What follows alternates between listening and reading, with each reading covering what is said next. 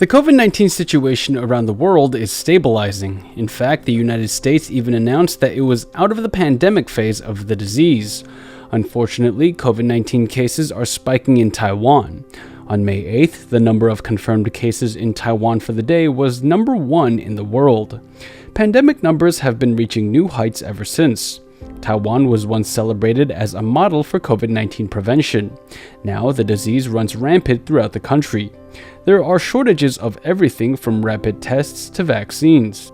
The Central Epidemic Command Center's policy can't keep up with just how fast the virus is spreading throughout the country. People are becoming disillusioned with the government's ability to keep COVID under control.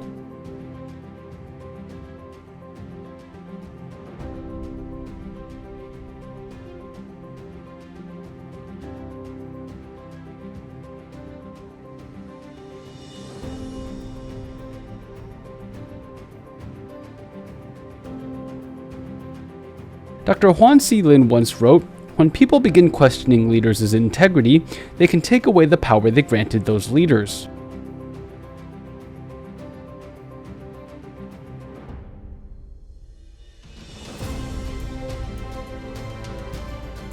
There's no law that dictates a president must have a PhD. However, when a president has lied about having a PhD and doesn't own up to the truth when confronted, then they are undeserving of the people's trust.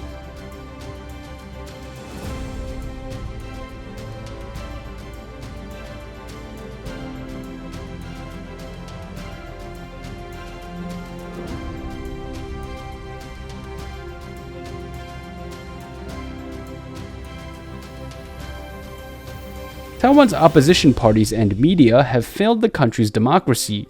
ThesisGate is an unprecedented scandal in Taiwan's history. It's no longer about Tsai Ing-wen's academic dishonesty. ThesisGate has become the basis upon which reform must be made. There can be no compromise. We cannot give up.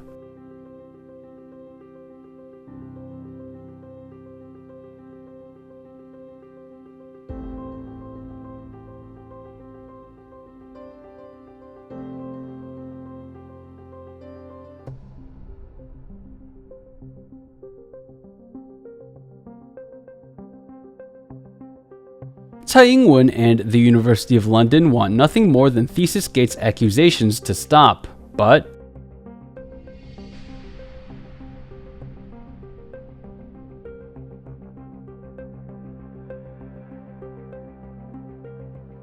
on May 16, 2022, another high-profile academic dishonesty case started playing out in the UK. Recent President-elect of the Philippines, Ferdinand Marcos Jr., was not as forthcoming about his Oxford education as once thought. Oxford University, when pressed about the matter through an FOIA inquiry, clearly said that Marcos Jr. did not obtain a philosophy degree from the school as he had claimed. The school said, according to our records, he did not complete his degree, but was awarded a special diploma in social studies in 1978. Reports indicate that Marcos failed 2 out of 3 exams during his early years at the school. Ferdinand Marcos Sr. then sent an envoy to Oxford University to meet with the school's head, John Kelly. The envoy asked Kelly to think of any special circumstances which would warrant the college departing from its normal rule. In short, they were asking for special treatment for Marcos Jr.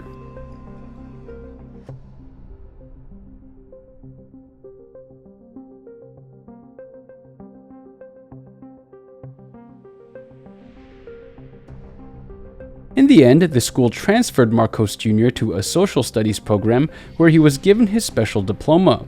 The program has since been terminated.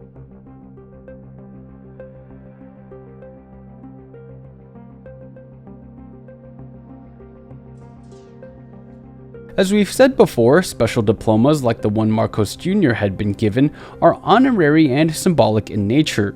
They're usually given to notable public figures and cannot act as a bona fide degree certificate from a school. Such a special diploma is very different from an actual degree.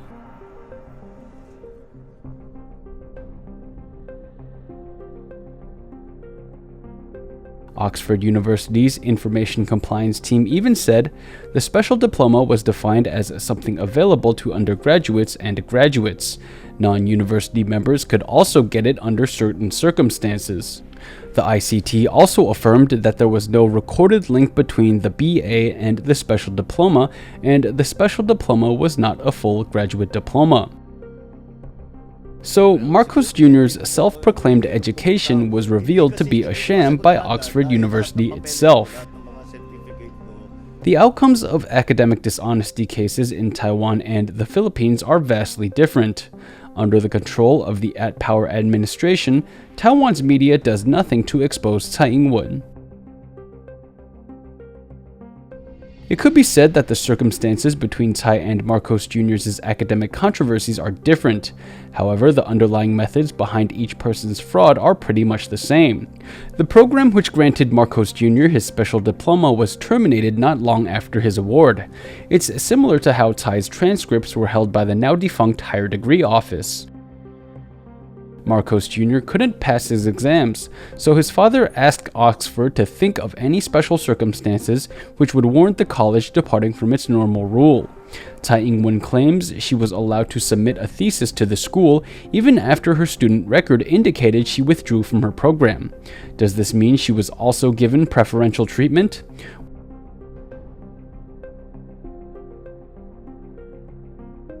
Were special diplomas a product of their time?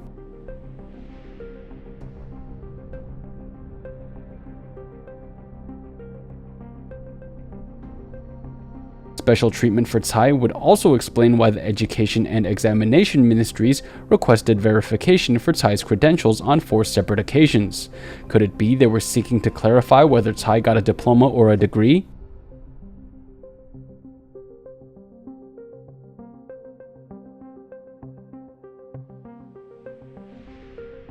Oxford University assisted the ThesisGate movement in the lead-up to a pivotal UK hearing. Oxford University's actions will show the UK courts that the University of London and ICO have been covering for Tsai this entire time.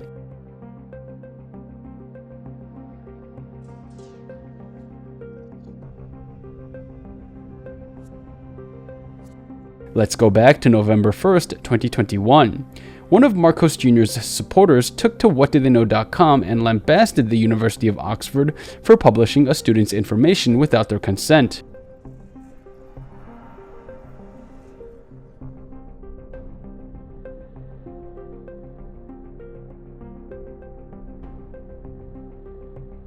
However, this is what Oxford had to say in response. Under UK data protection legislation, there are a number of legal bases for processing and disclosing personal data. The legislation allows an organization to disclose personal data where it is necessary to meet its legitimate interests or the legitimate interests of others, including a legitimate public interest.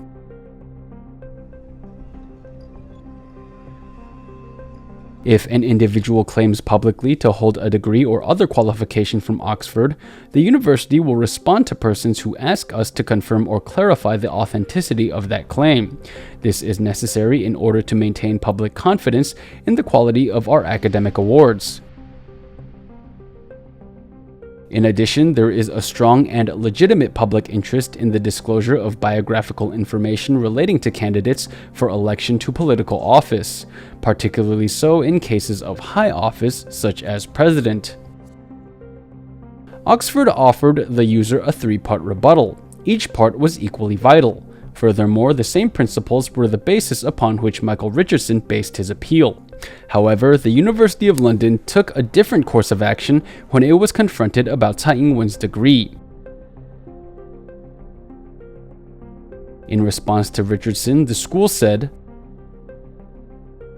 "The university does consider that the information, which comprises part of a student record, is personal data.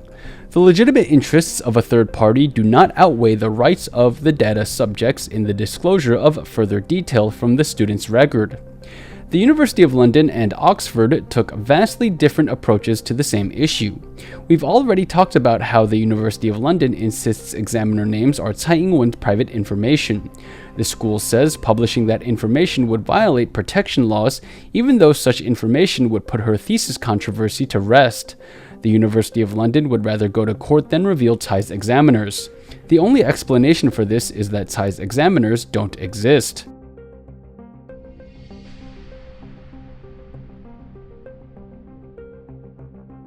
Investigators were able to find out who Shi Wei-chun's examiners were easily. The University of London is lying. Examiner names and viva dates are not private information.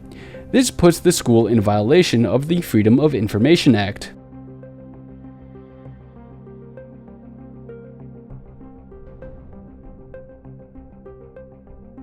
Oxford University not only published Marco Jr.'s degree information, it even divulged that he failed to pass his exams. The school even went so far as to outline how Marcos Jr. came in possession of his special diploma. There was absolutely no need to consider personal and private information. How does a school's actions affect public trust? It's clear that the University of London doesn't care about its credibility. The school gave false testimony to the ICO, said it had Tsai's Viva report, and even claimed to have her thesis.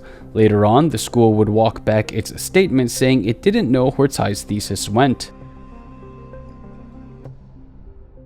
The University of London's file dump showed that Tsai's thesis had been missing since the beginning. There have been searches carried out for the work, but nothing was ever found. The University of London's constant manipulation of the truth shows that they have picked a side. It's clear they believe power is more important than integrity. Oxford University believes that public figures running for office should have their information published in the interest of transparency. However, the University of London, in its testimony to the ICO, said this: "Many have progressed to positions of power and influence in public life. It is noted that the PhD qualification in question precedes this individual's political career and makes the point that a degree qualification is not essential for a political career in the same way that a medical degree would be for a physician. That is true. It is not a requirement for the role of President of the Republic of China to have a PhD. To cover for this international scandal, the University of London is willing to say anything. Between Oxford and the University of London, their approaches to the same issue couldn't be further. If Oxford University is trying to expose and prevent academic dishonesty, then the opposite is true for the University of London."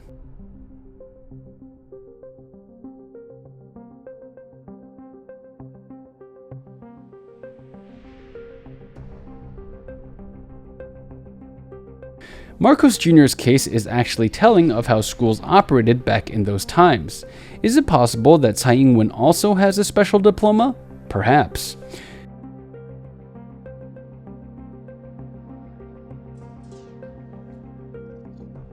好了，用我的例子来讲，我呢，刚毕业的时候，各位都知道我是伦敦政经学院毕业的哦。我毕业的时候呢，我的校长送了我一句话，他说 "You are young and promising"， 因为我毕业的时候才26岁啊，他是 young， 当然是 young 啊 ，and promising， 他觉得我很有未来啊。那我听完以后，我当然很高兴了，因为校长还请我到他的办公室喝下午茶，我当然很高兴了。而且我校长是当时英国社会一个非常有名望的人。This excerpt, taken from a talk Tsai gave in 2013, was made at a time when ThesisGate hadn't been uncovered yet. Tsai Ing-wen told a grandiose tale.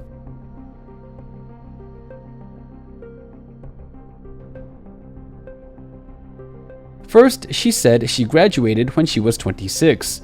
That would have meant she completed her degree in 1982. Coincidentally, Tsai's student record indicated she withdrew from her course on October 11, 1982.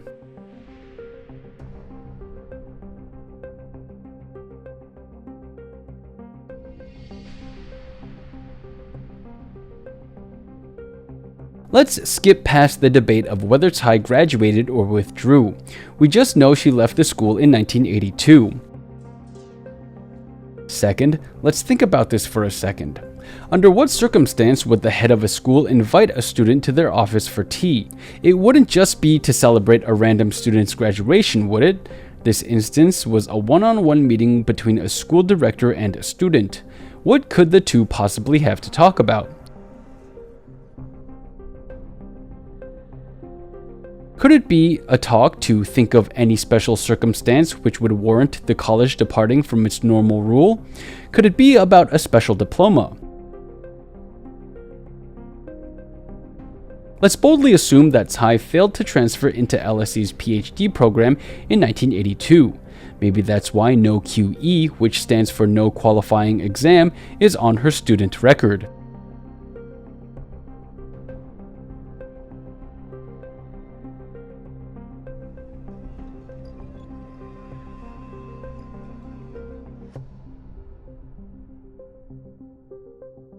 Perhaps Tsai felt like she couldn't pass a re-examination, so she paid the director a visit.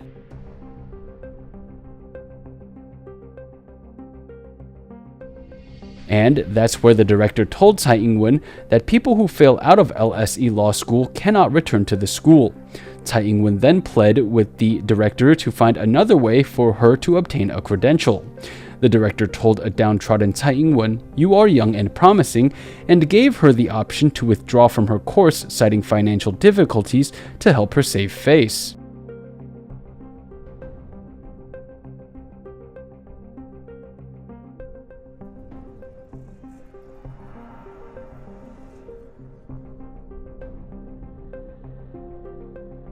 Then, the school gave Tsai a special diploma to prove she had at least been to LSE.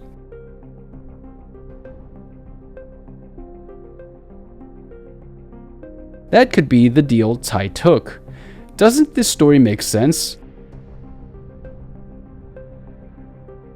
It also explains why Taiwan's examination ministry would follow up with Tsai's education as late as 1987. The ministry couldn't wrap their heads around what a special diploma was.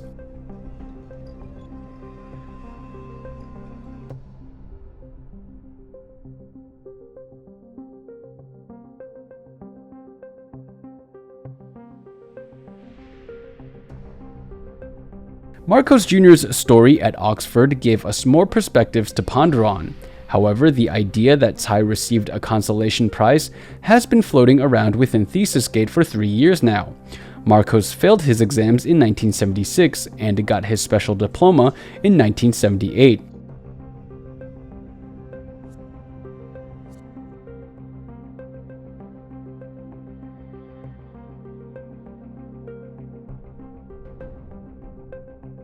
Did Tsai fail her exams in 1982 and then receive a special diploma in 1984? Is that why she boldly claimed she received her PhD in 2 years?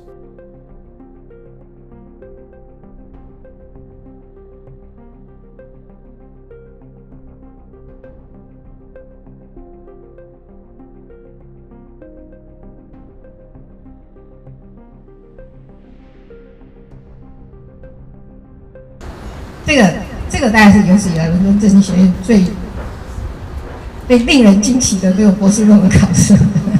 然后最后他们决定给我1.5个学位。好，那好，我就以为我已经拿到学位，结果我又等了半年才拿到证书。就是这个英国人的这种速度哦，我就不知道为什么我那么快写完论文，但是他们要我等1年以后才拿到我的证书哦。Look carefully. How could a diploma not even have a seal? How could this typewritten diploma pass for anything legitimate? This is an affront to academia, but it makes sense that there would only be one copy of a special diploma.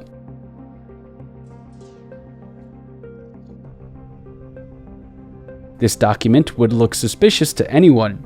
That includes NCCU, and we're certain that includes Prosecutor Huang Wei as well, who would have had a chance to see it in Tsai's official NCCU file. The copied diplomas submitted to evidence are described thusly. diplomas from NTU and Cornell University, as well as proof of degree from LSE.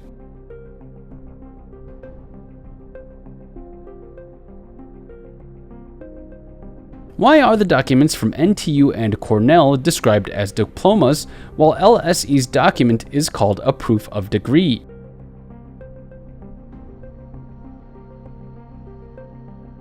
What exactly is the document proving? Isn't this strange? NCCU knew very early on that something was very wrong. Finally, if Tsai received a special diploma, doesn't that explain why there's no thesis? Tsai has long been proven guilty of academic dishonesty. With or without a special diploma, Professor He Defen's work has thoroughly exposed Tsai for the fraud she is. No matter what the University of London says or does, it cannot change what happened.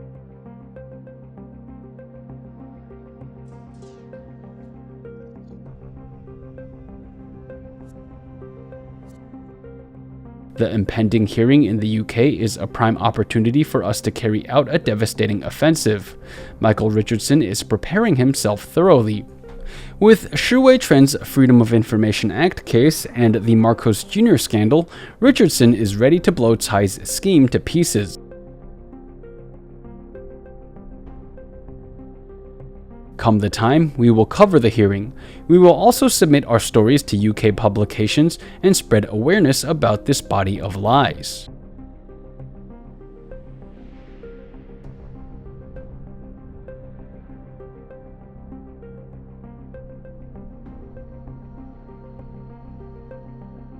In Taiwan, books chronicling ThesisGate have already hit the shelves. The first of which, Evils, documents the injustices the three scholars have endured in Tsai's libel case against them.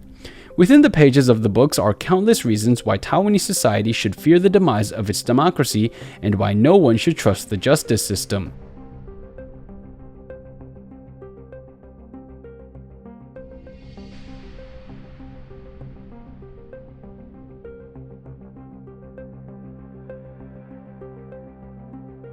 Evils is not a simple recap of ThesisGate events. It is a vehicle to kickstart revolution in Taiwan. Taiwan's judicial system has long lacked watchdog mechanisms, which has led it to become corrupt. Nomocracy Times editor-in-chief Huang Yuehong once said of Taiwan's justice system,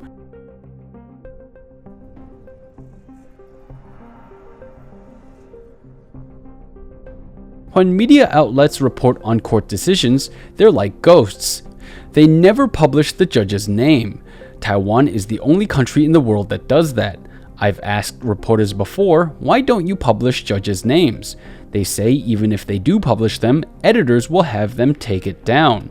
This is very unusual. It's only advantageous to bad judges."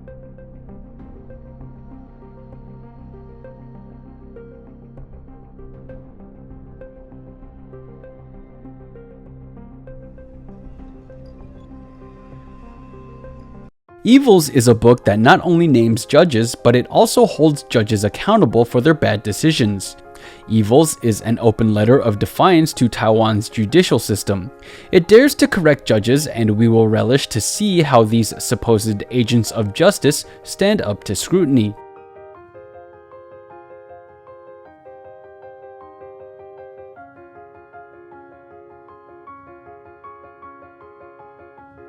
ThesisGate has been going on for 3 years. If you're just joining us on our investigation, then Evils will outline for you all of the events that have led us to where we are now. It will show you how the wrongdoers have carried out their nefarious crimes.